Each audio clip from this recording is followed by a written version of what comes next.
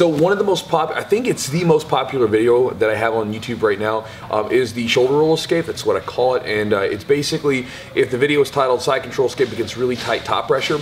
Now that video was shot back in 2013, and I've learned a lot about that technique since I used it back then. So I'm going to show you guys how it was shown in the video, just to sort of refresh you on it, and then afterwards I'm going to show you a lot of the details that I've learned about it afterwards. So in the video, I was showing it from a side control, and I was talking about coming down, pushing against the neck, wiggling your body just a little bit here, pressing across the neck, getting a locked arm, and then you do a big bridge, and we're going to cause this shoulder to roll over like so.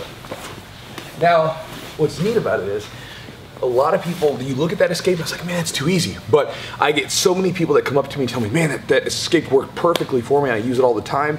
And even a lot of people actually sent me their competition videos and use it there. Now, let me give you some details on it. First off, I'll show it in two variations. The first one is if the person is in this tight shoulder position. Okay, if you're here and you start to wiggle, okay, first things first, we bring it down. A lot of times you'll start with the forearm first and then switch to the hand.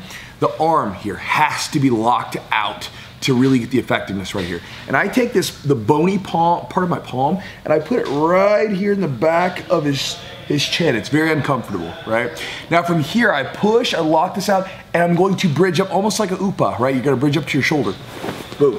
And then look what happens. This turns the shoulder over.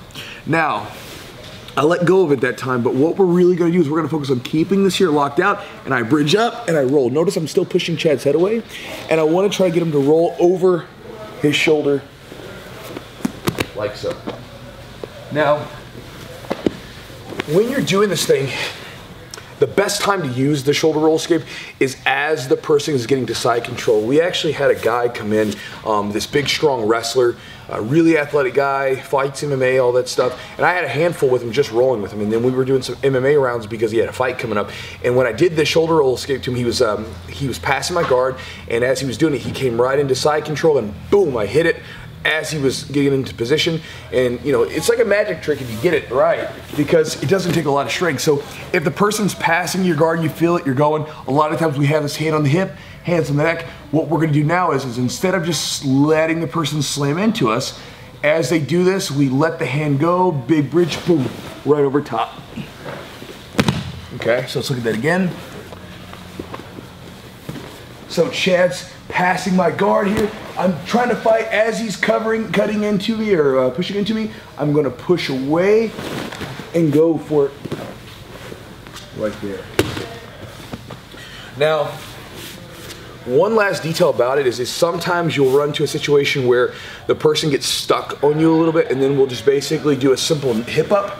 So if we get here and I'm going and he's kind of just still stuck here, I can use my knees to come up to the mat and then lift my hips up. But the most important part about that move, like literally, seriously, is like if you can try to time it, which I'll show you guys a drill on how to do that later. Time that move so that you hit it as soon as the person is, you know, sliding into side control, rather than waiting for them to get in a really tight side control. Now, if they do get in that tight side control, you can still do it. You're just gonna have to make sure you lock that arm out and do a big bridge off of it.